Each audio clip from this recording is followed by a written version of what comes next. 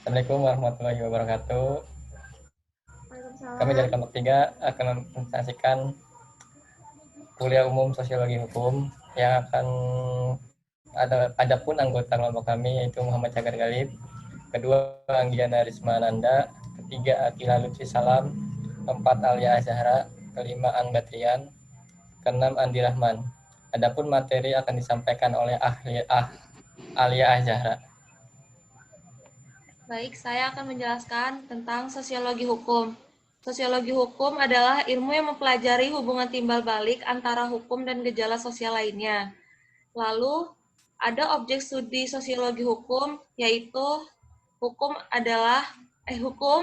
meliputi interaksi sosial, kelompok sosial, kebudayaan, lembaga sosial, stratifikasi, kekuasaan dan wewenang, perubahan sosial, lalu problema sosial.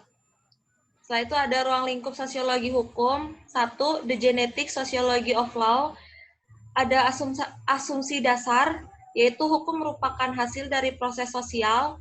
Lalu cakupan mempelajari kaidah dan pola perilaku sebagai ciptaan dan wujud keinginan kelompok sosial.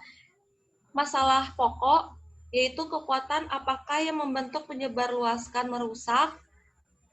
Pola perilakuan yuridis para anggota kelompok atau masyarakat. Yang kedua, di operasional sosiologi of law, ada asumsi dasar, yaitu hukum merupakan pengarah kehidupan sosial. Lalu cakupan mempelajari efektivitas hukum dalam mengarahkan kehidupan sosial. Lalu masalah pokok, cara manakah yang paling efektif dalam usaha pembentukan pola perlakuan oleh hukum. Setelah itu ada interaksi sosial, mencakup 3 proses. 1. Proses penyampaian dan penerimaan pesan. 2. Proses belajar, ada aspek pikir dan rasa. 3. Proses penyesuaian diri. Kemampuan yang diperoleh setelah mempelajari sosiologi hukum, yaitu 1. Memahami hukum dalam konteks sosial, memahami hubungan timbal balik antara hukum dan struktur sosial serta proses sosial. 2. Menganalisis. Ada A, efektifikasi hukum sebagai sarana pengendali atau pengubah masyarakat.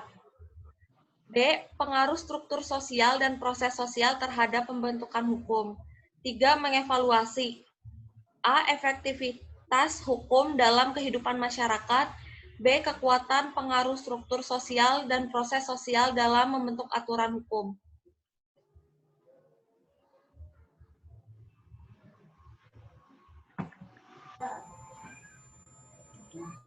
Ya, dari diskusi tersebut ada yang dapat kami simpulkan. Yang pertama, sosiologi hukum adalah disiplin ilmu yang sudah berkembang dewasa ini. Bahkan banyak penelitian hukum di Indonesia mempergunakan metode yang berkaitan dengan sosiologi hukum. Ilmu ini juga merupakan cabang dari ilmu sosiologi, walaupun sebagian berpendapat bahwa ilmu ini cabang dari ilmu hukum itu sendiri. Yang kedua, dapat kami simpulkan juga, fungsi hukum dalam masyarakat tergantung dari berbagai faktor dan keadaan masyarakat. Masyarakat yang sudah maju berbeda kebutuhannya hukumnya dengan masyarakat yang belum maju, sehingga fungsi hukumnya dapat disesuaikan dengan kebutuhan masyarakat itu sendiri. Sekian presentasi dari kelompok kami.